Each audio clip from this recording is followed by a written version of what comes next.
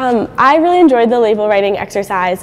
It was definitely a very new way of thinking about objects, thinking about it more from the curator's point of view and sharing objects with visitors rather than students writing about objects for professors who are usually pretty knowledgeable about what we're writing about. So it was a really interesting experience to explore the objects from that angle.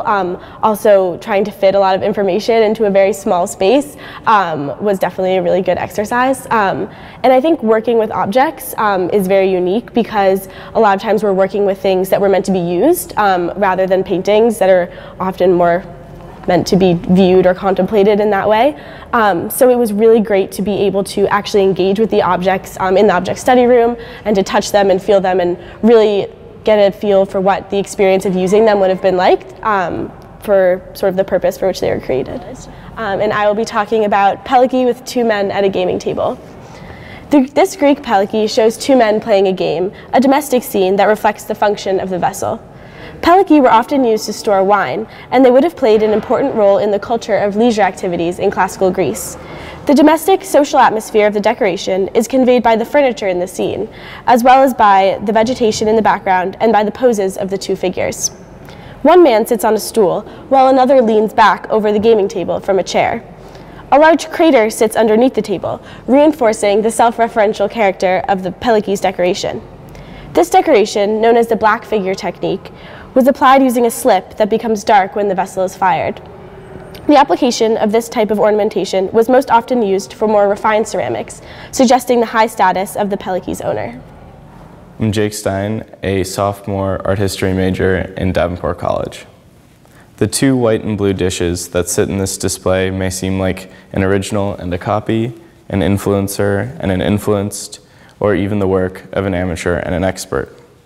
In some ways, all of the above are true, and in others, totally false. The two dishes, a 1620 Chinese porcelain plate from Jingzhen and a 1630 Dutch tin-glazed earthenware plate, serve as the perfect illustration of the cultural exchange and stylistic dialogue that produced a new genre of trade object during early trade amongst Far Eastern and European countries. The Chinese dish, made in the classic crack style, features cobalt blue underglazed painting. The Dutch plate, influenced by the Chinese style, blends the pragmatism of local earthenware, combined with the white tin glaze to simulate the Chinese underglaze. Simultaneously, the plate borrows the paneled painting design while maintaining a more European aesthetic in the design of the bird and the foliage. Hi, I'm Caitlin Kropp. I'm a sophomore in Berkeley College, and I'm an archaeology major. Despite the obvious Asian elements and modes of decoration evident on this piece, its provenance is actually much closer to home, America. During the late 1800s, when this piece was manufactured, the American population was particularly fascinated with Chinese and Japanese objects and decorations, otherwise known as Oriental style. While the body is painted sheet metal, the effect presented is not unlike that of lacquerware, a skill particularly perfected and utilized by the Japanese. The silver decorations around the body of the caddy exemplify typical Japanese motifs, including the dragon, the fan, and the warrior. The manufacturer, however, clearly wanted to blend American decorative schemes into the object as well, and thus included not only the lettering AR, presumably the initials of whoever commissioned this object, and the crab on the lid, clearly referencing its manufacture in New England. The tea caddy is thus imbued not only with the status that comes with possessing an exotic style object, but also with a specific customization that further highlights the owner's American roots. Hi, I'm Rachel Lipstein. I'm an English major in Davenport, a class of 2015. And I'm talking about this cassone by Paolo Uccello. Cassone, large furniture chests, were in vogue during the 14th and 15th centuries onward as signifiers of wealth and status in Renaissance Italian society. Elaborately carved, gilded, and painted cassone were commissioned by a patrician bride's family to mark the union of Florentine and later other Italian elite in marriage.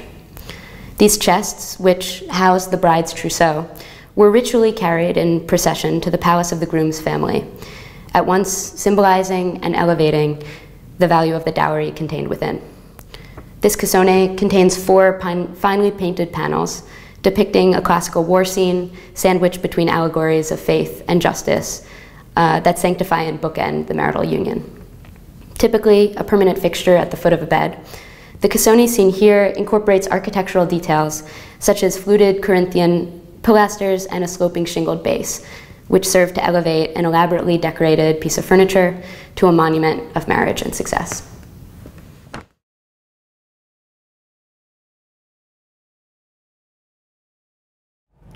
I love coming to the gallery. I have class here almost every day, so I've explored probably almost all of the different galleries and the objects and paintings in each gallery, and it's been a really, really valuable experience in furthering my sort of art historical education. I think obviously there's a huge difference of seeing a work in real life rather than on a projection screen. You can't really get close to a Pelike and see all the different layers and how he throws in thumbtacks and all these things that you wouldn't be able to see just from a projector. And also seeing the works in more of a context, I think, is really important rather than in isolation on a screen in a lecture hall. Seeing what paintings look like near other paintings of the similar style or even of different styles is really, really valuable, and sort of gaining familiarity with the museum atmosphere and how museums function. Again, writing these label projects sort of augmented that as well. Really getting a sense of how curatorial sort of endeavors work. It's been a really valuable experience.